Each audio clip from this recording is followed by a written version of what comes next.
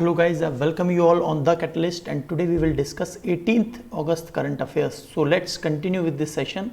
तो यहाँ पर पहला जो टॉपिक है that is related to centre state एक डिस्प्यूट देखने को मिल रहा है और वो ये कि केंद्र सरकार बोल रही है कि जो प्रीवियस गवर्नमेंट थी उसने पेट्रोल डीजल पर सब्सिडी देने के लिए ये बॉन्ड एक जो फ्यूल बॉन्ड लेकर आए थे उस बॉन्ड का हमें पेमेंट करना, it is around 1.34 lakh crore, अपने आप में बहुत बड़ा अमाउंट है। तो इन्होंने बोला कि 1.34 लाख करोड़ हमें तो ये प्रोवाइड करना है, इसलिए हमने जो एक्साइज ड्यूटी है वो बढ़ाई हुई है पेट्रोल पर। लेकिन आप लोगों ने एड वैलोरम टैक्स इतना क्यों बढ़ाया हुआ है? स्टेट और सेंटर अपने आप में एक डिस्प्यूट पर चल रहा है और इस सब को निर्मला सीतारमण ने डायरेक्टली ये स्टेट के लिए एक जो है कंसर्न क्रिएट किया है। तो देखिए यहाँ पर क्लियरली लिखा है, a day after union finance minister Nirmala Sitharaman ruled out any immediate cut in fuel taxes कि फ्यूल टैक्सेस में किसी प्रकार का इमीडिएट कट नहीं होगा। जो भी टैक्सेस लेवी किए गए हैं सेंटर के द्वारा, said the state should cut their own taxes on the fuel to give relief to the consumer. Several state goes government were not amused and termed it insult when their finance are already weak। तो राज्यों के पास अपने finance पहले ही बहुत कम चल रहे हैं इस पेंडेमिक के दौरान, और इस प्रकार के जो स्टेटमेंट्स मिले तो यहां पर ये जो यूपीए का ऑयल बॉन्ड है ये भी चर्चा में आया। देखिए गवर्नमेंट ने, मैंने आपको प्रीवियसली एक पूरा कंप्लीट डेटा स्टैटिक्स बताया था कि गवर्नमेंट ने बहुत ज्यादा कमाई कर ली है और ये 1.34 लाख करोड़ ये बहुत बड़ा अमाउंट नहीं है, इट इज ऑलरेडी कवर्ड। ये तो बहुत लार्ज स्केल पर टैक्सेस लगाए जा चुके हैं। यदि मैं एक एग्जांपल बताऊं आपको तो 60% केवल टैक्स है पेट्रोल और डीजल पर। आप सोचिए कि यदि कहीं किसी राज्य में 100 रुपए पेट्रोल मिल रहा है, इसका मतलब ये है एक्चुअल मैन्युफैक्चरिंग कॉस्ट और पब्लिक सेक्टर यूनिट्स वगैरह का तो ये 40 रुपीज जो भी उनका creation of the petrol diesel है। 60 रुपीज जो जा रहा है वो स्टेट और सेंटर गवर्नमेंट के पास जा रहा है। So this is the scenario. तो यहां पर पूरी पिक्चर को कवर करते हैं। क्या है? The centre has argued that it can not reduce taxes on petrol and diesel, it has to bear the burden of payment in lieu of oil bond। जो ऑयल बॉन्ड है उनके burden को central government को ही जो है इस burden को झेलना है। और प्रीवियस गवर्नमेंट ने जो सब्सिडाइज्ड फ्यूल प्राइसेस किए थे वो ऑयल बॉन्ड के रूप में अब प्रेजेंट गवर्नमेंट को देने पड़ रहे हैं। और मोर ऑन न्यूज और क्या है इस खबर में कि before fuel prices were deregulated, petrol, diesel as well as cooking gas and kerosene were sold at subsidized rate। जब फ्यूल प्राइस डीरेगुलेट नहीं किए गए थे, आजकल तो डेली बेसिस पर प्राइसेस चेंज होते हैं, तो जब ऐसा नहीं था तो उस समय पर kerosene, cooking gas, petrol, diesel उन सब पर सब्सिडी हुआ करता था और वो सब्सिडी एक बॉन्ड के रूप में क्रिएट कर दिया था। और देखिए 1.34 lakh crore to state fuel retailers in bid of contain fiscal deficit. तो यहां पर जो सब्सिडी जनरेट हो रही है वो हो रही है 1.34 लाख करोड़ की, और ये ऑयल बॉन्ड की जो पेमेंट है वो गवर्नमेंट को करनी है, प्रेजेंट गवर्नमेंट को। Citing the need to repay investment and principal component on these bond, centre has now argued that it needs higher excise duty to help its finances. अपने finances, अब देखिए होता क्या है, वैसे ये ऐसा नहीं है कि सेंट्रल गवर्नमेंट ही कर रही है, इनको एक पॉइंट मिल गया 1.34 लाख करोड़ का, राइट। तो मैंने आपको ऑलरेडी आंकड़ों में स्टैटिस्टिक्स में बताया था ये बहुत बड़ा अमाउंट नहीं, they have already covered this, but by this point they will keep deferring the issue. ये लगातार इश्यू को टालते रहेंगे और लगातार कवर करते रहेंगे, बल्कि ये ऑलरेडी कवर हो चुका है, ये बात हमने पहले भी डिस्कस की थी। इसी प्रकार से स्टेट गवर्नमेंट भी ऐसा ही करती है, राइट। प्रीवियस यूपीए गवर्नमेंट भी थी तो वो भी ऐसा ही करती है। तो ये क्या है, एक दूसरे के ऊपर जो बात को डालना है, अपनी पॉलिसीज को स्ट्रांग ना करना। और ओवरऑल देखिए आप, एक तरफ तो हम लोग बात कर रहे थे FRBM एक्ट के तहत, FRBM fiscal and budgetary regulatory जो बिल है, तो FRBM जो एक्ट है 2017-18 का, ये FRBM act, right, fiscal regulation and budgetary management जो लॉ है, इसके तहत बोला गया था 2 से 6% तक ही इन्फ्लेशन रहे। लेकिन यदि फ्यूल प्राइस इस लेवल पर बढ़ेगा तो कैसे कंट्रोल होगा ये? तो notably tax is now account 60% of fuel prices. लगभग 60% तो केवल और केवल टैक्सेस में जा रहा है। आप सोचिए, हमको टैक्स 100 में से 60 रुपए टैक्स जो है पेट्रोल डीजल पर, और अभी रिसेंटली आपने देखा था कि जो कुकिंग गैस से 25 रुपए उसके भी बढ़ गए, ओवरऑल लगातार बढ़ते जा रहे हैं। So petrol and diesel are government's good source of revenue. ये अपने आप में बहुत मेजर सोर्स होता है गवर्नमेंट के रेवेन्यू का, इस पैंडेमिक के दौरान विशेषकर। So during the crude crash earlier 2020, cash strap centre raised excise duty on petrol and diesel ₹13 to 16 a litre. तो यहां पर देखिए, कैश स्ट्रैप सेंटर ने एक्साइज ड्यूटी 13 से 16 रुपए और बढ़ा दी। मैनी स्टेट, अलग अलग राज्य भी इसी प्रकार से क्या थे, जो टैक्सेस हैं अपने, उनको बढ़ाते चले गए। State tax, VAT, value added tax. Excise duty तो किसके द्वारा लगती है? Central government. Ad valorem tax, या फिर कह लीजिए वैट, वैल्यू एडिशन टैक्स जो होता है, वैल्यू एडेड टैक्स, तो ये स्टेट गवर्नमेंट लगा देती है। तो यहां पर the price of petrol and diesel in India is not determined by actual cost incurred by PSU refinery. These include, यहां पर क्रूड ऑयल सोर्सिंग करने में, उस पेट्रोल डीजल को रिफाइन करने में, उसकी मार्केटिंग कॉस्ट, इन सबको निकाल के जो ये इंडियन ऑयल, HPCL और BPCL जितना कॉस्ट है ना, और रिलायंस इंडिया लिमिटेड, तो ये सब मिलकर क्या बताते हैं कि कितना ओवरऑल प्राइस होगा। तो यदि ये प्राइस बताते हैं 40 है, तो आप देख लीजिए कि 60% जो है टोटल प्राइस का हमें एज ए टैक्स प्रोवाइड करना पड़ रहा है। Rather a formula name trade parity price is used to price this product. तो होना तो ये चाहिए था कि the price of petrol diesel in India is not determined by the actual cost incurred by PSU refinery। तो यहां पर ऐसा नहीं कि मार्केटिंग कॉस्ट, रिफाइनिंग और ऑयल सोर्सिंग, इनसे जो एक अमाउंट क्रिएट होता है, जैसे एक एग्जांपल के तौर पे देखें, कोई भी गुड्स, कोई भी सामान, वस्तु बनी, उसके वस्तु बनने के बाद में कितना कॉस्टिंग आया, और कॉस्टिंग के अलावा जो प्रॉफिट है, उन सबको जोड़कर एक ये कॉस्ट तैयार होता है। फिर इस कॉस्ट के ऊपर एक लार्ज स्केल पर टैक्स लगा दिया जाता है केंद्र सरकार और स्टेट गवर्नमेंट के द्वारा। सो यहां पर ऐसा नहीं है, ट्रेड पैरिटी प्राइस, इसे प्रयोग किया जाता है इन प्रोडक्ट पर। टैक्स का जो सिस्टम है वो है ट्रेड पैरिटी प्राइस। और इसीलिए क्या हो रहा है, petrol diesel in India are determined on prices of these fuel in international market and not on the basis of crude oil prices। Crude oil prices के आधार पर नहीं, जबकि इंटरनेशनल मार्केट में क्या प्राइस चल रहा है उससे कंपैरिजन होकर और फिर जो है हम लोगों को क्रूड ऑयल मिल रहा है, सॉरी पेट्रोल डीजल मिल रहा है। इट एज्यूम्स दैट 80%, और आपको ये भी पता है पेट्रोल डीजल जो 80% है हम लोग इंपोर्ट करते हैं, और 20% एक्सपोर्ट भी करते हैं। क्यों? क्योंकि भारत में रिफाइनरीज बहुत ज़्यादा है।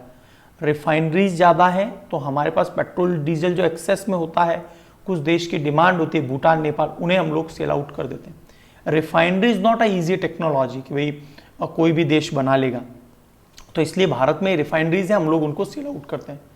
The international petrol and diesel price generally move in the crude oil prices. तो इंटरनेशनल पेट्रोल डीजल के जो प्राइसेस है जनरली वो किस में आते हैं, क्रूड ऑयल प्राइसेस क्या है उसके अनुसार। क्रूड ऑयल के भी हमने 3 प्रकार पढ़े थे, ब्रेंट ऑयल। बताइए तीनों प्रकार बता दीजिए, है ना। एक अमेरिका में चलता है ब्रेंट, और चलो, but it need not always be the case given that demand and supply dynamics could be different. तो यहां पर डिमांड एंड सप्लाई कि डिमांड एंड सप्लाई में यदि गैप हो जाएगा तो ऑटोमेटिकली प्राइस में बहुत ज्यादा शफलिंग स्टार्ट हो जाएगा।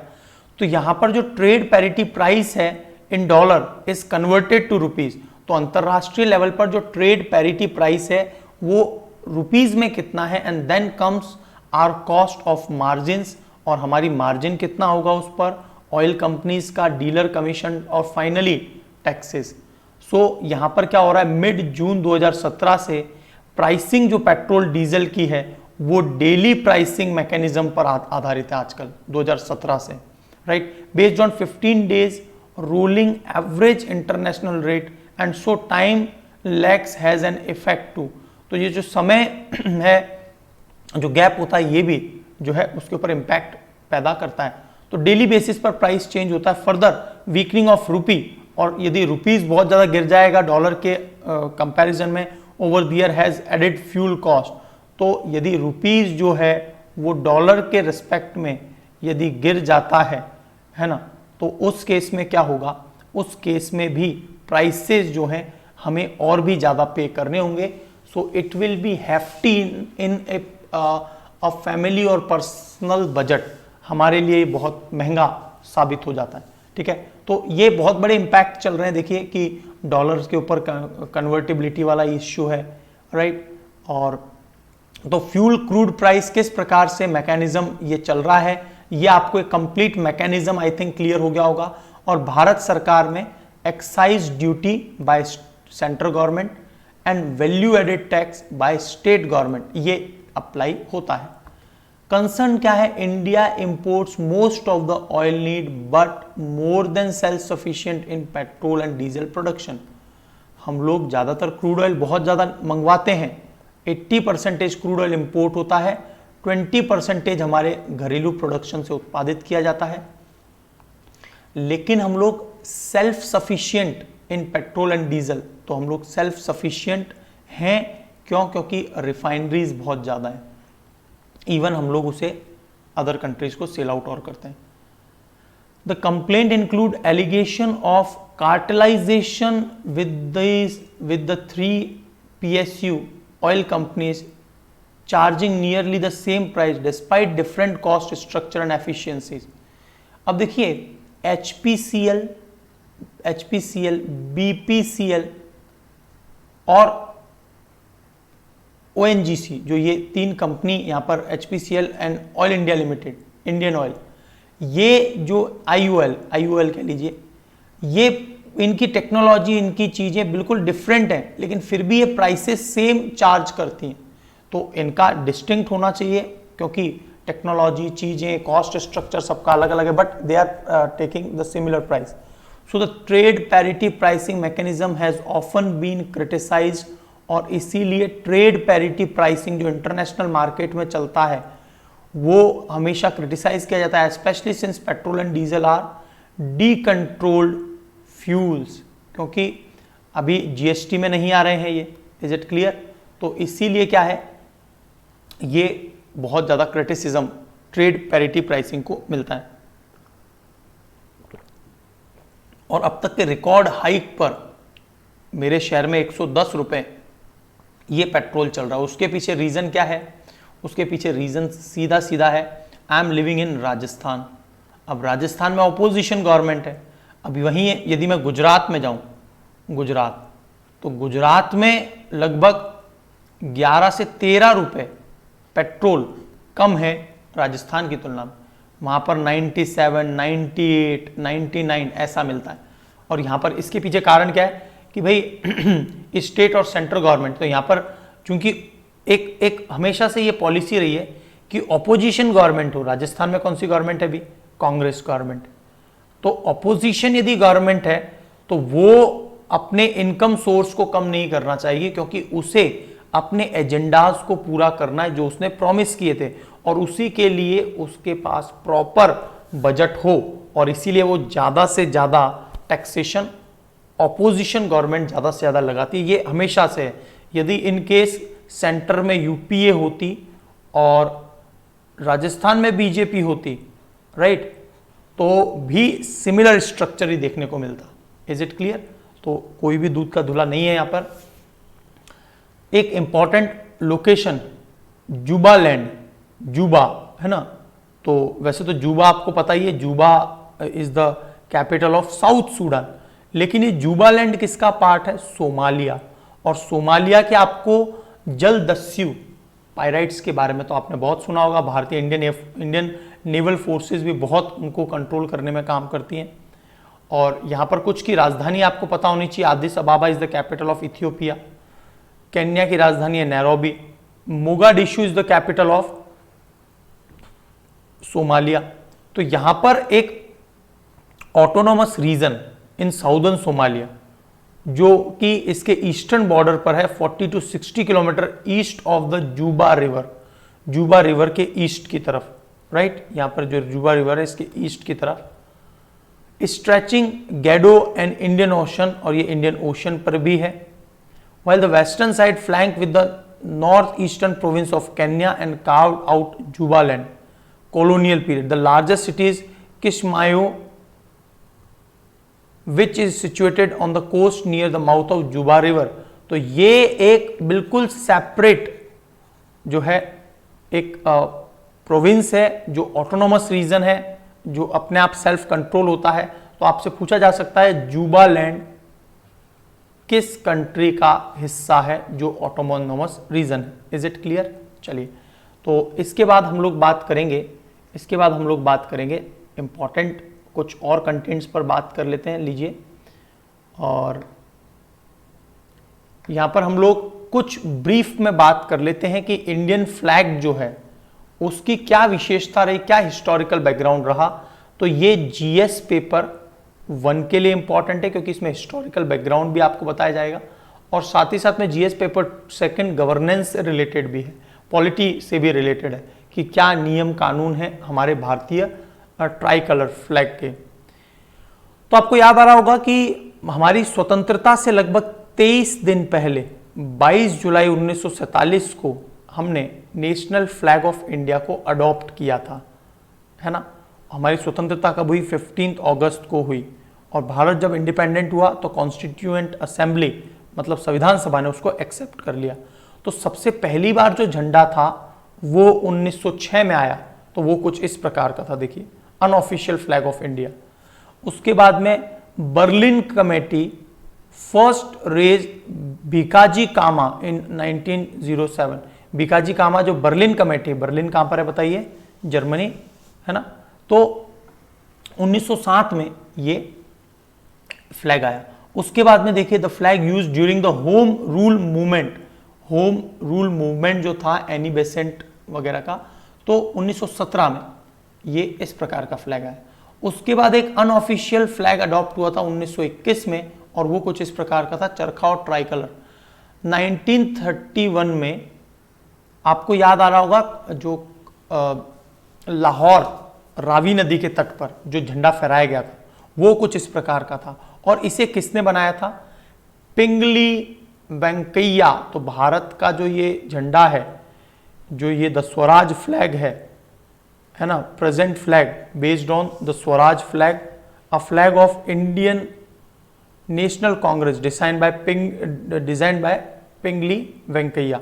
और इसी का काफी हद तक मैच, देखिए यहां पर केवल आपको ये जो चक्र दिखाई दे रहा है वही परिवर्तित हुआ है, और पहले किसको यूज किया करते थे हम लोग? दिस चरखा।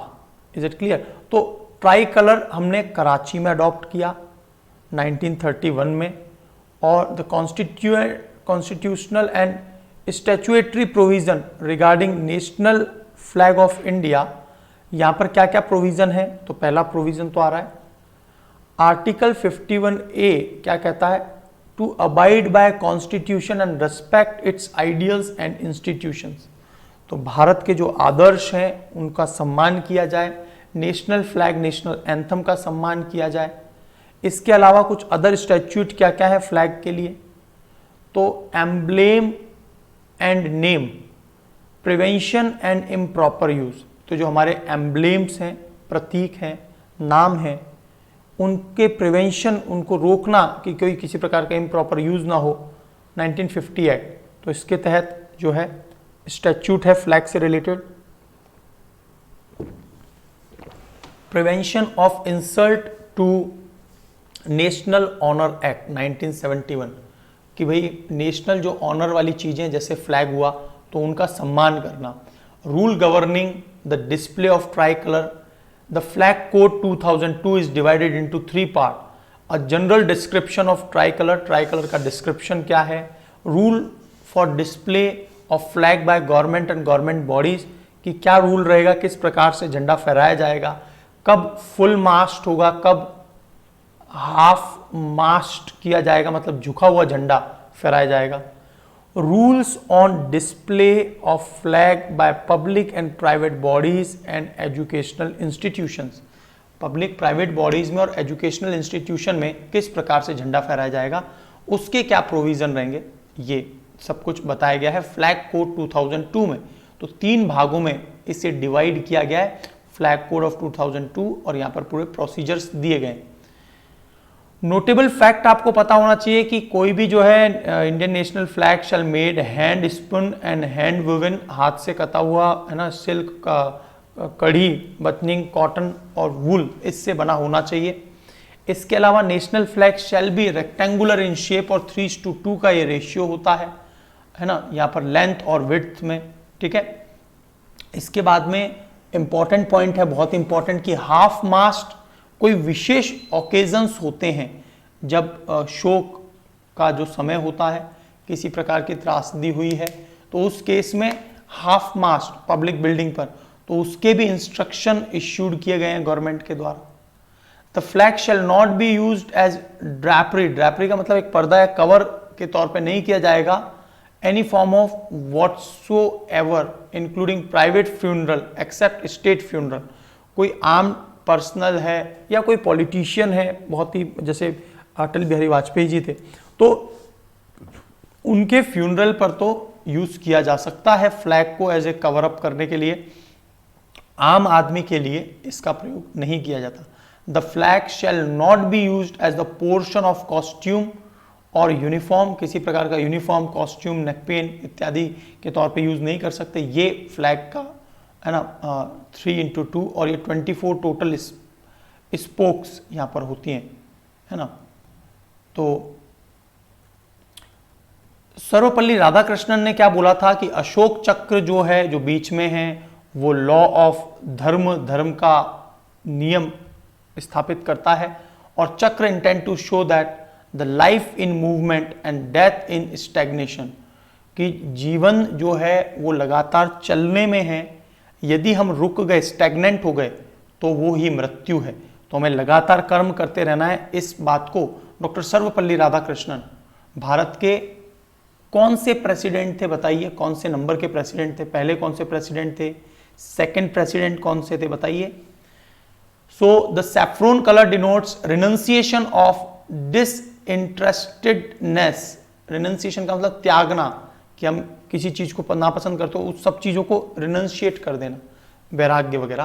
तो white in centre is light, और ये प्रकाश का प्रतीक है, path of truth to guide our conduct, जो हमारे व्यवहार को, आचरण को गाइड करता है। The green colour shows our relation to the soil, our relation to the plant life here, and जिसके ऊपर पूरी जिंदगी डिपेंडेंट है, उसके लिए हम लोग ग्रीन कलर को प्रयोगित करते हैं।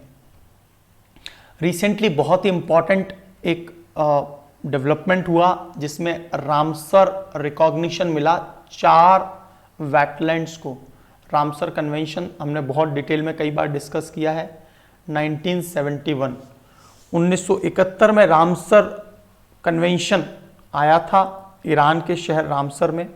दुनिया में बहुत से वेटलैंड है, अब भारत में टोटल 46 वेटलैंड हो गए हैं, पहले 42 थे, अभी 4 जुड़ गए। ये बहुत इंपॉर्टेंट क्वेश्चन हो सकता है आपके एग्जाम के लिए, बहुत ही सुपर इंपॉर्टेंट क्वेश्चन है। तो under Ramsar convention taking number of, तो यहां पर देखिए 46 बन गए।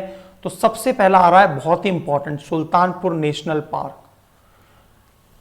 घना पक्षी विहार में जो पक्षी आया करते थे वो आजकल सुल्तानपुर नेशनल पार्क हरियाणा जो है गुड़गांव के पास, वहीं पर रुक जाते हैं। तो 10 globally threatened including critically endangered sociable lapwing नाम का जो ये जीव है, an endangered Egyptian vulture, saker falcon, Pallas fish, eagle, black bellied tern birds, ये सब यहाँ पर मिलती हैं। सुल्तानपुर एक दलदल वाला इलाका है, यहाँ पर झील भी है और इसीलिए इसे रामसर साइट का दर्जा दिया। तो सुल्तानपुर नेशनल पार्क जरूर याद रखेंगे हरियाणा में। Bhindawas wild life sanctuary again Haryana में, तो 2 हरियाणा को मिले हैं। It is a human made fresh water wetland and it is largest in Haryana. Haryana का सबसे बड़ा है भिंडावास, ठीक है। उसके बाद एक तो गुजरात में नल सरोवर है ही, एक थोल और नया वाइल्ड लाइफ सेंचुरी जो है जहां पे 320 बर्ड स्पीसीज हैं, Asian flyways and 30 threatened water birds species such as critically endangered white rumped vulture, तो ये सब यहां पर पाए जाते हैं। थोल गुजरात ये याद रखेंगे, भिंडावास हरियाणा याद रखेंगे, सुल्तानपुर हरियाणा याद रखेंगे एंड फाइनली वाधवान पोर्ट के बारे में तो हमने डिटेल में बात की थी, जो कि एक बहुत ही इंपॉर्टेंट भारत का 13th लार्ज स्केल पोर्ट बनने वाला है। अब आ गई है बात वाधवान वेटलैंड की। इट इज इंटरनेशनली इंपॉर्टेंट, ये एक वाइल्ड लाइफ सेंचुरी है, internationally important bird life as provided wintering ground and migratory water birds including 80 species, और ये भी गुजरात में ही है, वाधवान भी याद रखेंगे, ठीक है। Pallas fish, eagle, vulnerable common pochard and the near threatened Dalmatian pelican. Pelican पक्षी, मैंने आपको पेलिकन के ऊपर एक क्वेश्चन भी करवाया था। पेलिकन पक्षी जिसका चोंच बहुत बड़ा होता है और वो सीधा सीधा मछलियों को खा जाता है, तो पेलिकन पक्षी ये भी आपको याद रखना है। तो ये सभी जो हैं वाधवान गुजरात, थोल गुजरात, भिंडावास हरियाणा, सुल्तानपुर हरियाणा, ये सब आपको याद रखना।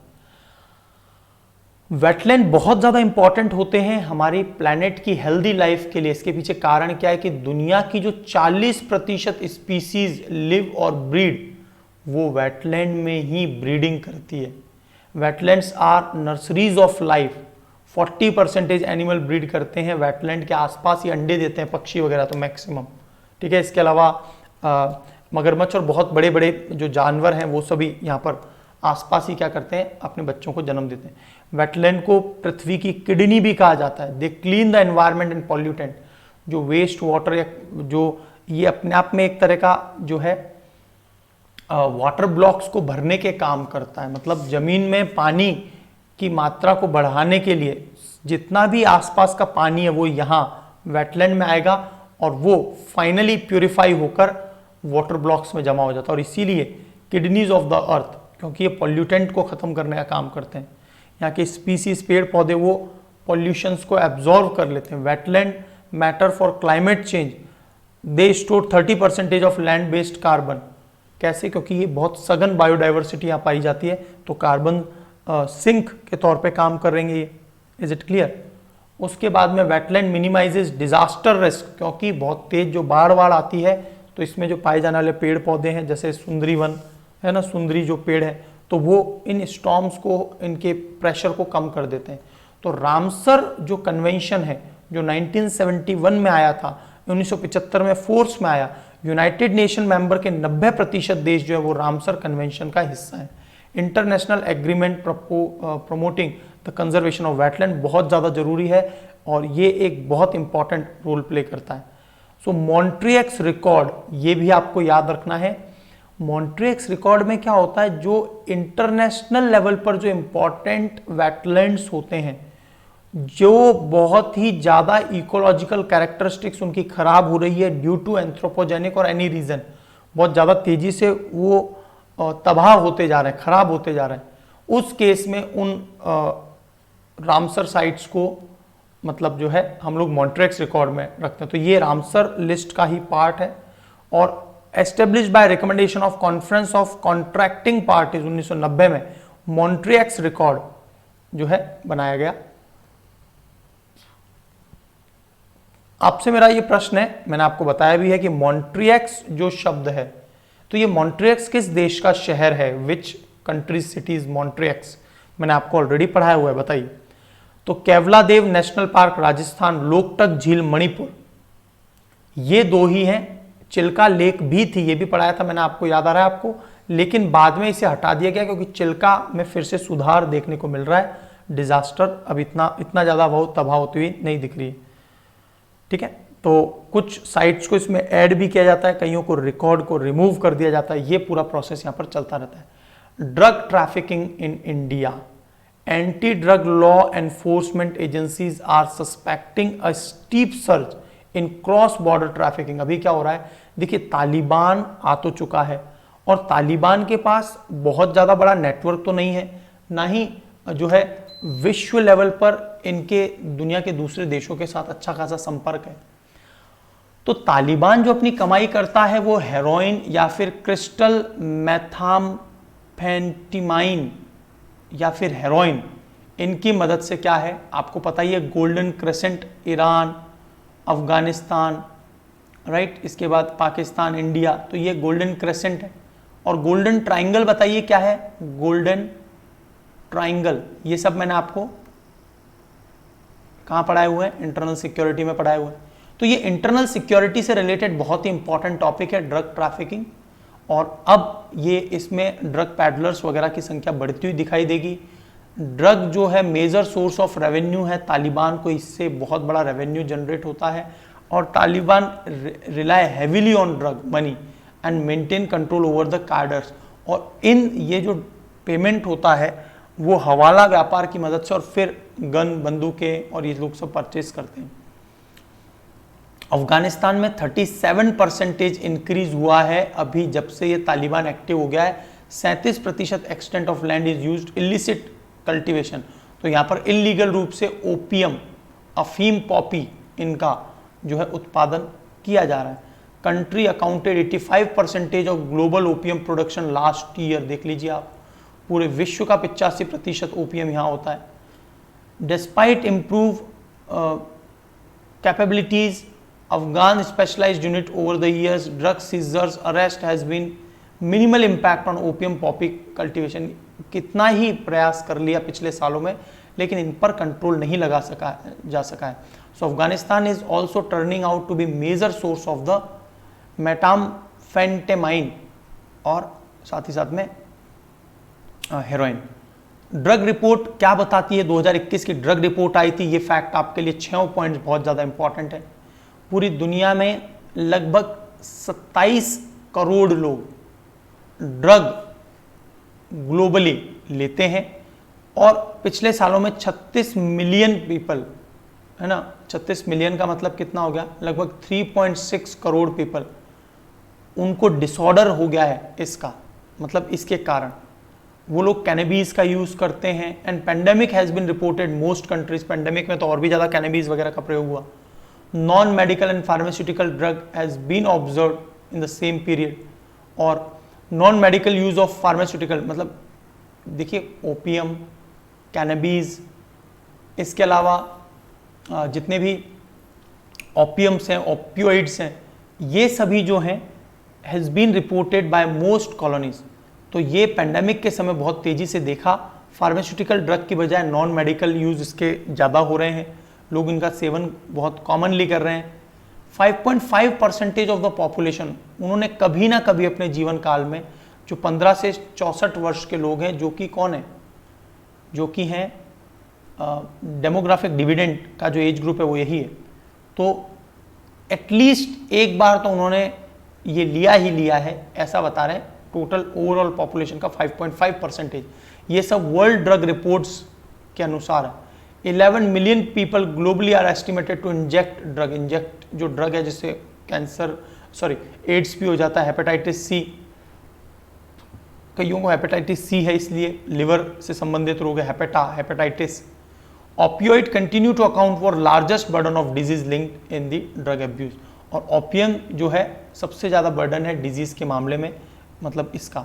तो भारत की गवर्नमेंट ने बहुत सारे ड्रग ट्रैफिकिंग प्रॉब्लम के लिए इनिशिएटिव्स लिए हैं, जैसे नशा मुक्त भारत अभियान और ड्रग फ्री इंडिया कैंपेन। 15 अगस्त 2020 में 272 डिस्ट्रिक्ट में country found to be most vulnerable based on data available from the various sources. तो भारत के जो 736 में से 272 डिस्ट्रिक्ट्स हैं वहाँ पर नशा मुक्ति अभियान चलाया गया। Ministry of social justice and empowerment begin to implement national action plan for drug demand reduction, तो ड्रग डिमांड की रिडक्शन किया जाए, और 2018 से 2025 के बीच में ये सब तेजी से काम कर रहे हैं। The government constituted narco coordination centre in November 2016। तो ये तीनों चारों पॉइंट्स आपके लिए इंटरनल सिक्योरिटी के लिए मदद करेगा। भारत ने क्या क्या अपने प्रयास किए हैं, नशा मुक्त अभियान कब चलाया गया और पिछले साल तक कितने डिस्ट्रिक्ट में काम हुआ, national action plan for drug demand reduction, narco coordination centre 2016 में लाया गया। Government has constituted a fund called national fund for control drug abuse. तो यहाँ पर एक फंड को कॉन्स्टिट्यूट किया गया जिससे कि ड्रग एब्यूज को कम किया जा सके। तो इस प्रकार से narcotic drug rehabilitating addicts, educating people, तो यहाँ पर लोगों को अवेयरनेस बताकर उनको किस प्रकार से कॉम्बैट किया जा सकता है इलिसिट ड्रग पर, right, and against drug abuse. तो इस पर काम लगातार चल रहा है। एक स्टूडेंट ने बोला था कि सर आईपीसीसी की 6th असेसमेंट जो रिपोर्ट है जिसका पार्ट फर्स्ट अभी आया है, तो उस पर एक बार को डिटेल में थोड़ी बहुत चर्चा कर लीजिए। तो इसीलिए ये जो सेक्शन है एनवायरमेंट इकोलॉजी से रिलेटेड है, इसलिए जीएस पेपर 3rd में है। कंजर्वेशन रिलेटेड इश्यूज, तो आईपीसीसी की 6th असेसमेंट रिपोर्ट का पार्ट 1 आया है। इसमें बहुत सारे इंडियन एनवायरमेंटल साइंटिस्ट भी थे, जो मैंने आपको बताया था 234 जो स्कॉलर्स हैं उनमें से इंडियंस भी थे। तो 6th assessment report AR report आई है, और United Nation inter government panel on climate change, और ये 6 सीरीज है। इससे पहले 2014 में प्रकाशित हुई थी, आज से 7 साल पहले। The report evaluate climate change looking at past, present and future climate. तो हम लोग पहले क्या क्या किया, आज की तारीख में क्या है और भविष्य में क्या होगा। और इसमें एक साफ कह दिया गया है कि human caused emission are altered our planet, हमारे जो मानव के द्वारा जो एमिशन हुआ है उसी के कारण ये प्लैनेट अल्टरिंग कर रहा है, and what means for our collective future, और ये इसी पर हमारा कलेक्टिव फ्यूचर आधारित होगा। तो हाइलाइट्स यहाँ पर क्या है देखिए, वेदर एंड क्लाइमेट, तो event such as extreme heat, तो सबसे पहले क्या क्या इंपैक्ट देखने को मिला, हीट, हैवी रेनफॉल देखा कहीं पर, फायर कंडीशन देखा, ड्रॉट देखा, are becoming severe and frequent because the climate change. और 2040 तक बड़े आसानी के साथ टेम्परेचर 1.5 डिग्री सेल्सियस से ऊपर वार्मर हो जाएगा। Every day emission rises, the prospect of averting the worst impact of climate change become dimmer. जैसे जैसे हम लोग एमिशन को बढ़ा रहे हैं वैसे वैसे जो क्लाइमेट चेंज के कारण जो इम्पैक्ट हो रहा है वो और भी ज़्यादा अपना खतरनाक रूप लेता जा रहा है। Carbon dioxide has been and will continue be dominant cause. सबसे बड़ा रीज़न क्या है, कार्बन डाइऑक्साइड। क्यों है भाई, क्योंकि कार्बन डाइऑक्साइड पोल्यूशन ही तो हम लोग सबसे ज़्यादा एमिट कर रहे हैं। It says if green house gas emission are halved by 2030, the net zero by 2050। तो यदि 2030 तक जाते जाते हमने ग्रीन हाउस गैसेस का एमिशन को आधा भी कर दिया तो ग्लोबल वार्मिंग को काफ़ी हद तक रोका जा सकेगा। आईपीसीसी रिपोर्ट ने विंडिकेट्स क्या है, India's position and historic cumulative emission are the source of climate crisis that world face today. तो देखिए भारत पर जो इम्पैक्ट था वो मैंने आपको एडिटोरियल वाले सेक्शन में पूरी तरह से बता ही दिया था, आपको जरूर याद रखने वो पॉइंट। मेजर कंसर्न क्या है, the report highlights that our climate is rapidly changing due to human influence and is already altering the planet in drastic ways. Last 150 साल में Arctic ice at its lowest level, 150 वर्षों में सबसे कम level पर चली गई है आर्कटिक आइस। सी level जो राइजिंग है वो पिछले 3000 साल में any time at least in the last, तो सी लेवल राइज बहुत ज़्यादा तेज देखने को मिल रहा है पिछले 3000 सालों के, यदि हम लोग कैलकुलेशन देखें उसमें। Glaciers are declining at the rate of unprecedented at least 2000 years, और ग्लेशियर पिछले 2000 साल में इतना तेजी से नहीं पिघले जितना अभी पिघल रहे हैं। तो अभी जरूरत क्या है, it is essential to all the countries कि सभी major economies critical decade of 2020 इसको एक क्रिटिकल डिकेड माने, क्योंकि सबसे गर्म वर्ष पूरा दशक रहा है ये। 1.5 डिग्री सेल्सियस है limit of the warming with in reach, और वो तो पहुंचने ही वाले हम लोग। तो this is why the United states had committed, और इसी को देखते हुए अभी पिछले दिनों में 50 से 52% तक का रिडक्शन 2005 के लेवल पर 2030 में ये करेंगे। तो ऐसा इन्होंने प्रॉमिस किया है। चाइना ने अपने प्रॉमिस किए, भारत ने अपने 30 to 33 वाले जो प्रॉमिस है 30 to 33% कम कर दिया जाएगा 2030 के लेवल को। The countries prepare for 26th UN climate change conference Glasgow में है। Report is a stark reminder and we must let science drive us to action. तो ये जो ग्लासगो की जो मीटिंग है उसमें ये IPCC की जो रिपोर्ट है बहुत इंपॉर्टेंट रोल प्ले करेगी। The moment requires world leader, private sector, individuals to act together with urgency and do everything it takes to protect our planet and our future in the decades and beyond। तो आने वाले दशकों के लिए यदि हम अपने प्लैनेट को प्रोटेक्ट करना चाहते हैं तो अभी से इस पर कार्रवाई बहुत ही स्ट्रिक्टली कर देनी होगी। आपने जो 4 एडिटोरियल हमने अलग अलग देखे हैं वहां पर आपको पिक्चर एकदम क्लियर हो गई होगी।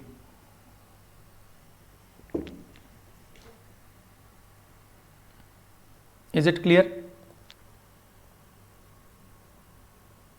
चलिए अब बात कर रहे हैं कि भारत में जो स्टार्टअप इकोसिस्टम है can help India become power house of global economy.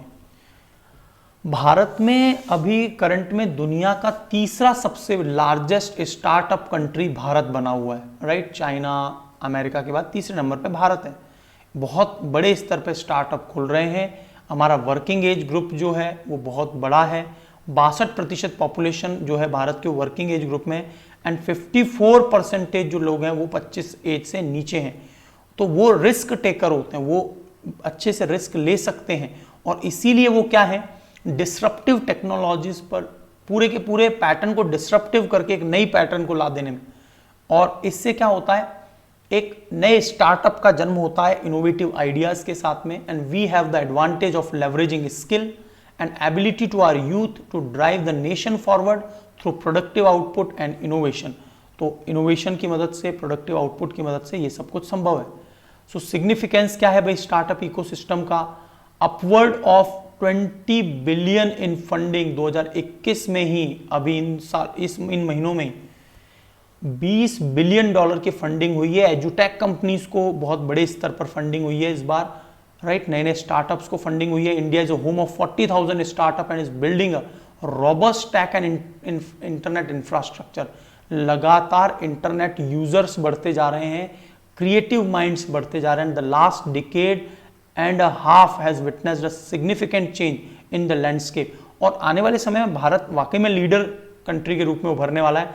बस बात यह है कि रिसर्च एंड डेवलपमेंट में बहुत ज़्यादा हमें इन्वेस्टमेंट करने की आवश्यकता। Founding new startup to global investor interest and advances made in infrastructure and policy. Global investor too are realizing the potential upside in India's huge। Bharat में बहुत ज़्यादा potential है और under penetrated market as country steadily make a place of itself as leading R&D hub in many Silicon Valley companies। तो यहाँ पर देखिए silicon valley companies, विशेषकर IT सेक्टर में भारत का जो नाम है वो बहुत अच्छा चल रहा है, एजुटेक में भी चल रहा है। तो इंडियन स्टार्टअप रैपिडली इनोवेट कर रही हैं, घरेलू indigenous tech enabled solution, combat challenges, testing kits, ventilators and remote monitoring, preventive technologies as well as innovation in supply chain management, logistic and education.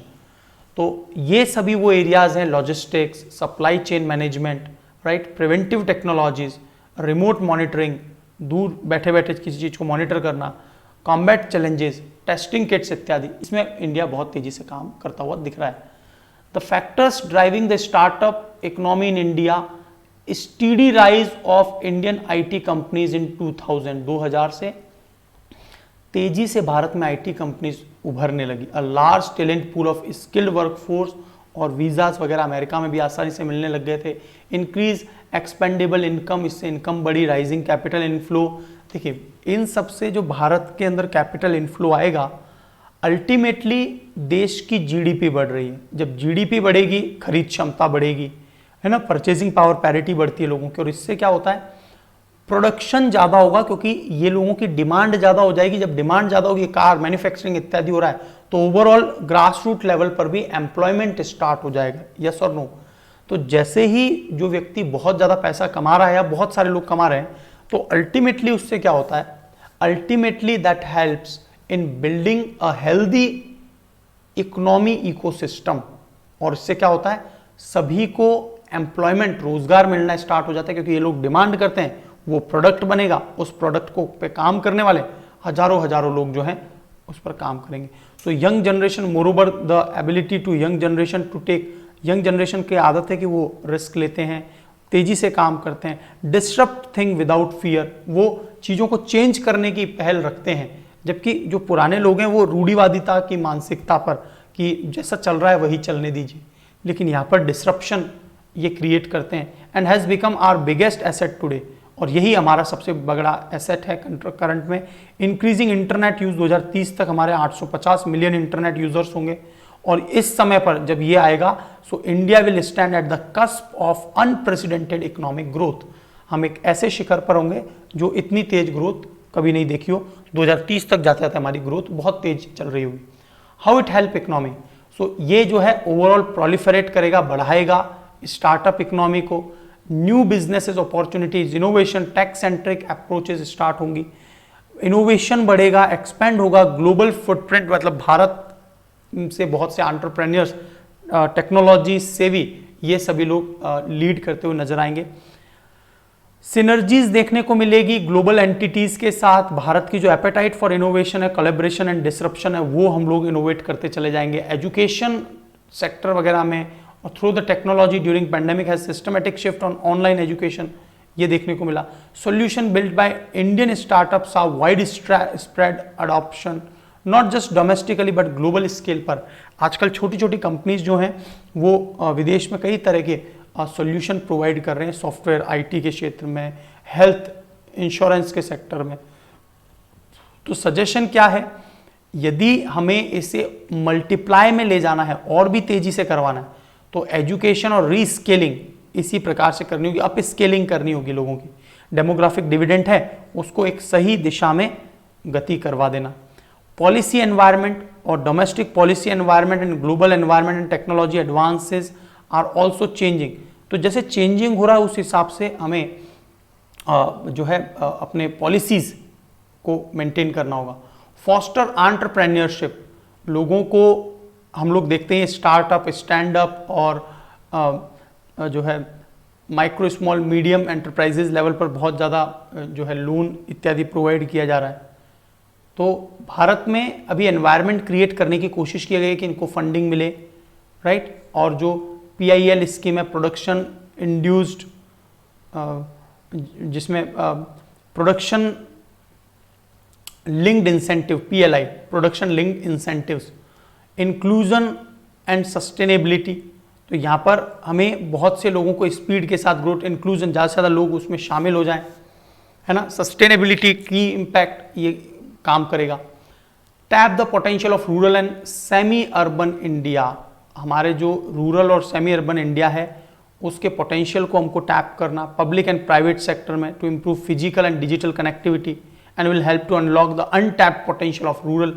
तो देखिए सबसे बड़ा वर्ग, एक बहुत बड़ा वर्ग रूरल एरिया में है, तो उनको हमें इस मुख्य धारा में लाना होगा और ये एक इंपॉर्टेंट रोल प्ले कर पाएगा। इस प्रकार से यदि हम लोग इस तरह की पॉलिसीज बनाए, इंडस्ट्री 4.0 पर मैंने बहुत अच्छे से डिटेल में बात की आपसे, क्या होती है इंडस्ट्री 4.0, 5G और डिस्ट्रप्टिव टेक्नोलॉजीज को और भी खतरनाक रूप से।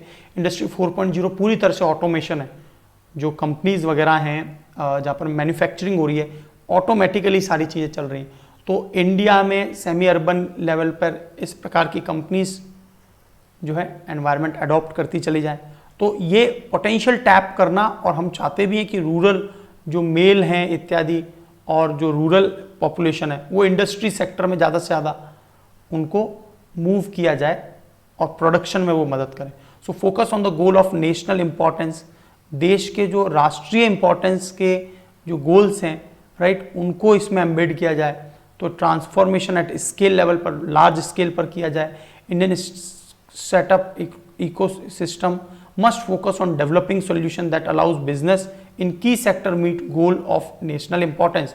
तो राष्ट्रीय इंपॉर्टेंस जो है, जैसे इसरो, डीआरडीओ और जितने भी पब्लिक सेक्टर्स यूनिट्स हैं, राइट, आर्मी, नेवी, एयरफोर्स के लिए जो टेक्नोलॉजी की आवश्यकता है, राइट, गन्स, तोप, राइट, और हम लोग जो बंदूक वगैरह की बात करते हैं तो वो हम लोग ज़्यादातर जो है फॉरेन से इंपोर्ट कर रहे हैं। तो यहाँ पर ये सब टेक्नोलॉजी का डिप्लॉयमेंट इंडिया में ही हो, और इसके लिए नए नए सेक्टर्स को ओपन किया जा रहा है। तो coupled with the nation focus on strengthening digital infrastructure in health care and education, the boosting employment in the manufacturing. तो यहाँ पर हमें नॉट ओनली कि भाई डिजिटल इंफ्रास्ट्रक्चर हम लोग हेल्थ केयर एजुकेशन के लिए, बल्कि हमें मैन्युफैक्चरिंग में एम्प्लॉयमेंट को बूस्टअप करना होगा। There is a little doubt that India at 100 will be power house of global economy. यहाँ पर बहुत ही कम डाउट है, न के बराबर डाउट है कि भारत एक ग्लोबल पावरफुल इकोनॉमी बनेगी, नो डाउट। लेकिन क्या हो रहा है कि पॉलिसी शिफ्ट जो है ना, उस लॉन्ग टर्म 25-30 साल को देखते हुए ना तो एनवायरमेंटल पॉलिसीज बन रही हैं, ना ही एंटरप्रेन्योरशिप को इम्प्रूवमेंट करने के लिए जो पॉलिसीज बन रही है वो इस प्रकार की हैं। तो इसीलिए क्या है, यहाँ पर इस दिशा में एक बहुत बड़े स्तर पर काम करना है। तो ये सभी आर्टिकल्स आपके एग्जाम के लिए बहुत ज़्यादा इंपॉर्टेंट है, प्रीलिम्स, मेंस के लिए, राइट। तो आई थिंक यहाँ तक आपको सारी बातें एकदम क्लियर हो गई होंगी। और so I stop here today, आज यहीं पर रोकते हैं। Will meet in the next lecture जहाँ पर हम लोग MCQs की चर्चा कर रहे होंगे, ठीक है। So thank you so much, आज के लिए इतना ही है। जय हिंद दोस्तों, God bless you all guys.